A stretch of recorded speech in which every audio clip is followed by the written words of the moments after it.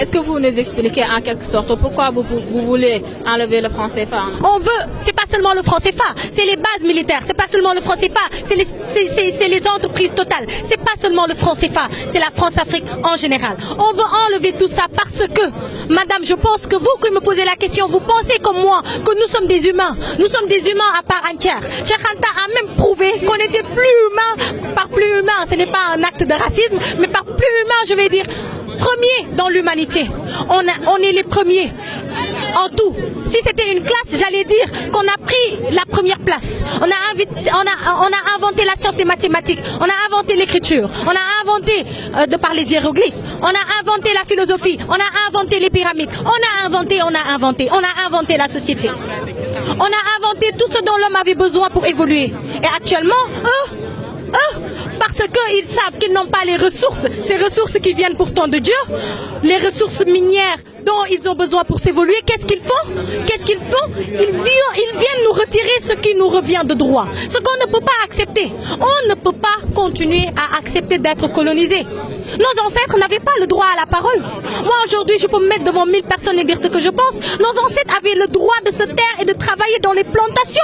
Si aujourd'hui, on dit que Kocc Barma n'est pas un philosophe, alors que celui qu'on dit être le père de la philosophie n'a jamais rien écrit, c'est des questions que la jeunesse d'aujourd'hui doit régler. Si aujourd'hui on traite l'Afrique de barbare, alors que ni Hitler ni Napoléon n'est africain, c'est des questions que nous, la jeunesse d'aujourd'hui, on a le devoir de régler.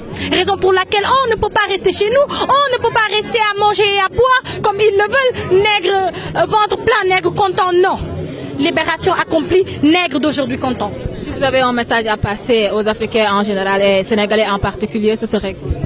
Ce serait d'abord de leur dire qu'ils ne sont pas en train de trahir leur mission et ça se voit. De leur dire qu'on sent jusqu'ici les vibrations de Bamako, les vibrations du Congo, les vibrations de Brazzaville.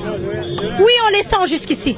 De leur dire que cette terre-mère-là, pour laquelle ils se battent, en vaut la peine. Parce que cette terre-mère-là nous a donné là où habiter. Cette terre-mère-là ne nous a pas seulement donné le droit à la vie, mais a donné à toute l'humanité ce droit-là d'exister. Nous sommes contents de ces gens-là. À ceux qui pensent que des manifestations ont échoué parce qu'ils sont 20 ou 30 personnes, nous on en a réuni près de 300 un peu partout dans le monde. 300 un peu partout dans le monde, ça fait des millions d'Africains qui se lèvent pour dire non. Qui se lèvent pour dire ça suffit, qui se lèvent pour dire à bas l'impérialisme. Et ce n'est pas seulement des dires, comme je le dis. Ce n'est pas une révolte qui se prépare, madame, non.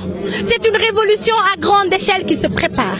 Et on a les armes pour mettre fin à cette France-Afrique qu'on est en train d'exploiter. Me tuer moi ou tuer le président de l'ONG, Kémy Séba, ne changera rien.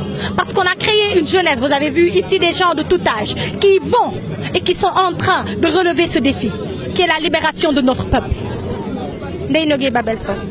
Merci. Ndeye Nogué Babel.